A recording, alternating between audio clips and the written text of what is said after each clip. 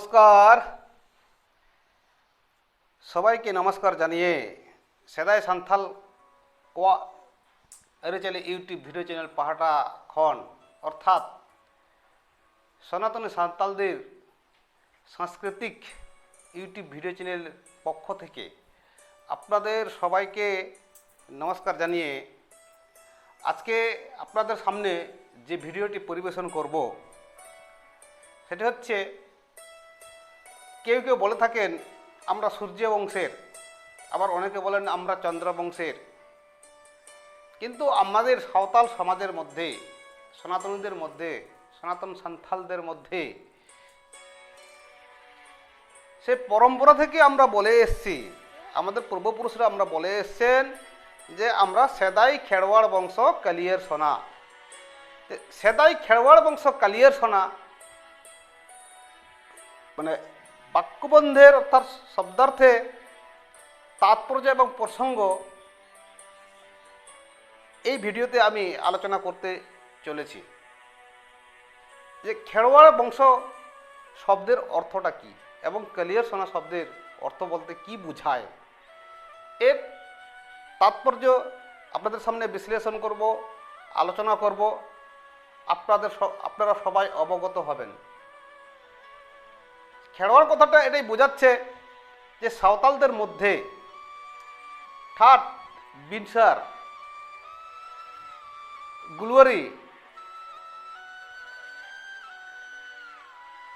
লৌড়িয়া, পৈকেহা, নটুয়া, ঠাট, বিনসার, মাতোয়ার, গুলওয়ারি, পৈকেহা, লৌড়িয়া, নটুয়া, এই 7টা শব্দ ব্যবহার করা হয়।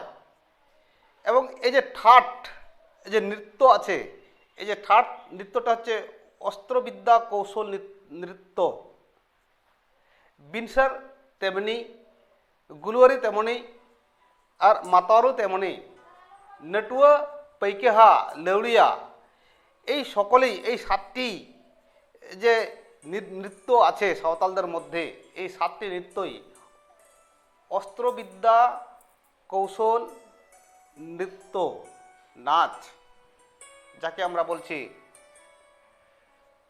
তো দেখবেন যে প্রত্যেকটা নৃত্যের সময়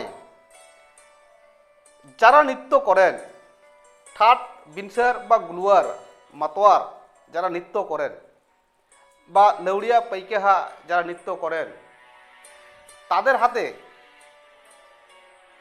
ঢাল, তরবারি অর্থাৎ আমরা যেটাকে বলি ফিরি, আর তীর ধনুক অথবা বল্লম অথবা কোনো একটা দণ্ড তাদের হাতে থাকবেই। এটাকে আমরা ঠাট, বিনসার, তাই আমরা ঠাট, বিনসার, গুলওয়ার, মাতোয়ার, লৌড়িয়া, পৈকেহা, নটুয়া, এটাকে আমরা বলছি অস্ত্রবিদ্যা কৌশল নৃত্য বা নাচ। আমাদের মধ্যে, সাঁওতালদের মধ্যে এটা বংশ পরম্পরা হয়ে চলে এসছে। বর্তমান যুগে আধুনিককালে কিছু কিছু নৃত্য অবলুপ্তির পথে। তো আমরা যে নৃত্যটা আমরা করে এসছি, যে সেদাই খেরওয়াড় বংশ যে কথাটা, যে তাৎপর্য বা প্রসঙ্গ সেটা বলছি, যিনি ঠাট অস্ত্রবিদ্যা কৌশল নৃত্যে যিনি সমানভাবে পারদর্শী এবং শ্রেষ্ঠ, বিনসার, গুলওয়ার, মাতোয়ার এই সবকটাতেই যিনি পারদর্শী, সমানভাবে পারদর্শী এবং শ্রেষ্ঠ, তাকেই বলা হচ্ছে খেরওয়াড়। আর এই যে যাকে বলা হয় যে নটুয়া বা পৈকেহা আর লৌড়িয়া, লৌড়িয়া নৃত্যটি অত্যন্ত মারাত্মক। এই লৌড়িয়া নৃত্য অর্থাৎ কোনো গুরু অর্থাৎ কোনো সাধককে দিয়ে কোনো একটা নিরিবিলি স্থানে, জঙ্গলের মাঠে এটা একটা সাধনা করতে হয়, যে সাধনার দ্বারা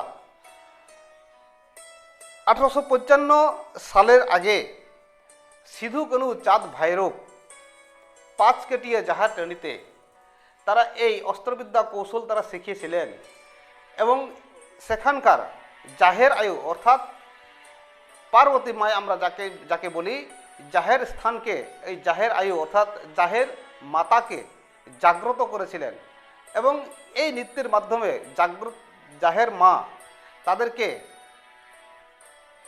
বরদানও দিয়েছিলেন। অস্ত্রবিদ্যা শিখেছিলেন শয়ে শয়ে যুবক এই অস্ত্রবিদ্যা শিখেছিলেন, আর হাজার হাজার যুবক যুবতী এই 1855 সালের সাঁওতাল বিদ্রোহে তারা যোগদান করেছিলেন। এই যে সিধু কুনু চাঁদ ভৈরব তারা নেতৃত্ব দিয়েছিলেন। তো এটা হচ্ছে লেউড়িয়া যাহাকে বলে। আর লেউড়িয়ার দিক থেকে যিনি শ্রেষ্ঠ অর্থাৎ লেউড়িয়া দেবতা যিনি আছেন তাকে বলা হয় খেরওয়াড়। আর এই লেউড়িয়া এরপর হচ্ছে পৈকেহা।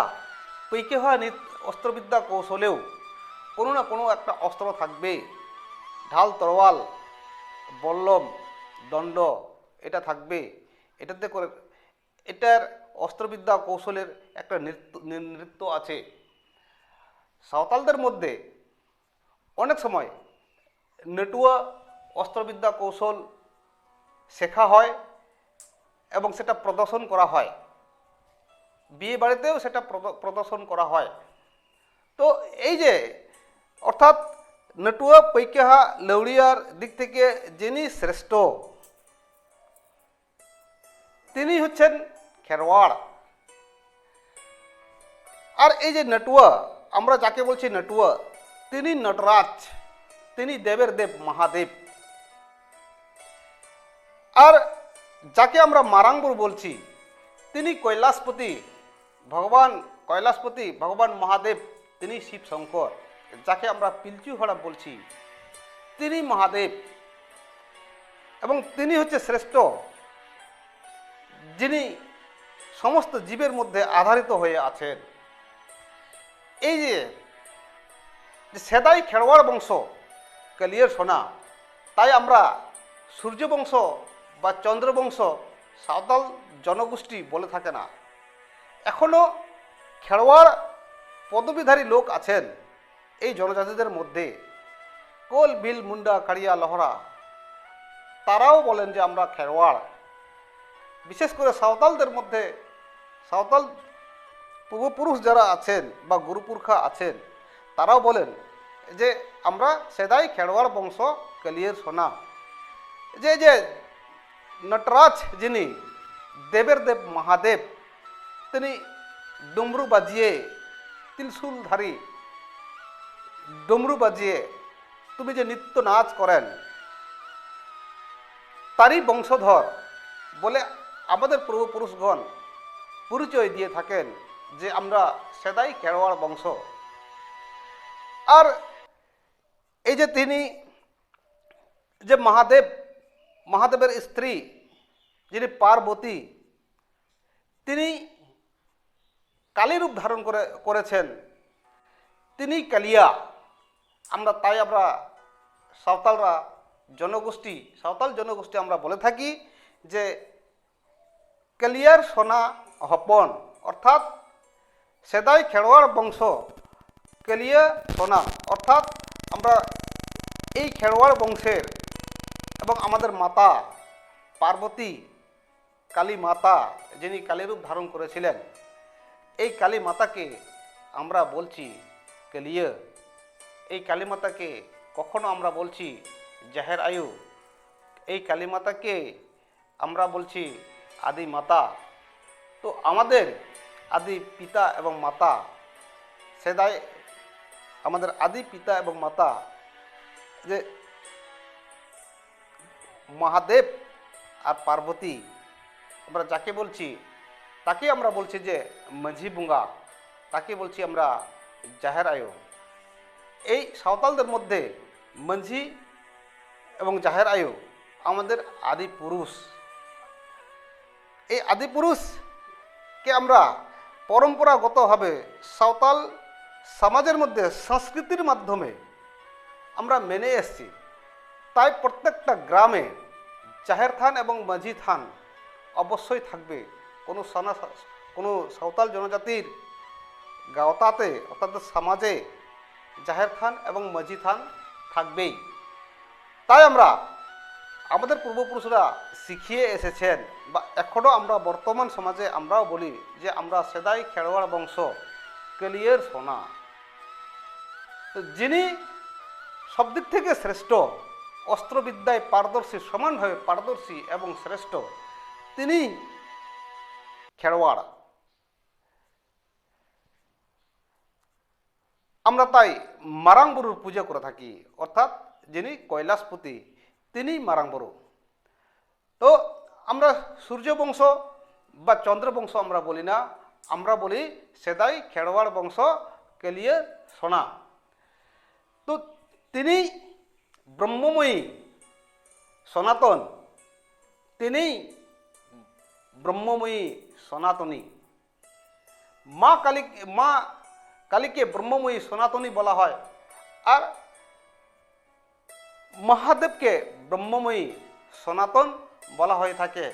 তাই আমরা সেদাই খেরোয়াড় বংশ কেলিয়ের সোনা, অর্থাৎ আদি পিতা আমাদের মহাদেব এবং আদি মাতা পার্বতী, যাকে আমরা জাহের বঙ্গা এবং মাঝি বঙ্গা বলে থাকি, আমরা তারই আরাধনা করি। ভারতবর্ষের প্রত্যেকটা জনজাতি নাম আলাদা থাকতে পারে, কিন্তু আরাধ্যা দেবী এবং দেবতা একই। যাকে পার্বতী বলা হয় তাকে আমরা জাহের আয়ু বলি, যাকে মহাদেব বলা হয় তাকে আমরা মাঝি বঙ্গা বলে থাকি। ভাষার মধ্যে ভাষা আলাদা হতে পারে, কিন্তু বস্তু একই, ব্যক্তি একই। তাই আপনাদের সকলের কাছে আমার নিবেদন, ভিডিওটি ভালো লাগলে অবশ্যই সাবস্ক্রাইব করবেন এবং নোটিফিকেশান দিবেন এবং শেয়ার করবেন, যাতে করে আরও বেশি থেকে বেশি মানুষ জানতে পারে বিষয়টা, যে এই ভারতীয় সংস্কৃতিতে সাঁওতাল জনগোষ্ঠী ভারতীয় সংস্কৃতির মূল স্রোতের সঙ্গে মিশে আছে। এটাই আপনাদের কাছে আমার নিবেদন, আপনারা শেয়ার করবেন। আবার পরবর্তী ভিডিওতে আবার আসব। এই সাঁওতাল জনগোষ্ঠীকে দিয়ে নানান ধরনের অপপ্রচার চলছে। এই ভারতীয় সংস্কৃতিকে থেকে এদেরকে বিচ্ছিন্ন রাখার যে একটা প্রচেষ্টা এক শ্রেণীর লেখক এবং বুদ্ধিজীবীরা চালিয়ে যাচ্ছেন, কিন্তু ভিতরের জিনিসটা কি আছে সেটা একটু আমি তাদের কাছে নিবেদন করব, আপনারা একটু অনুভব করার চেষ্টা করবেন। সকল শুভাকাঙ্ক্ষীদেরকে আমি স্বাগত জানিয়ে আজকের ভিডিও এখানে আমি সমাপ্ত করছি। নমস্কার, সবাইকে নমস্কার জানাচ্ছি।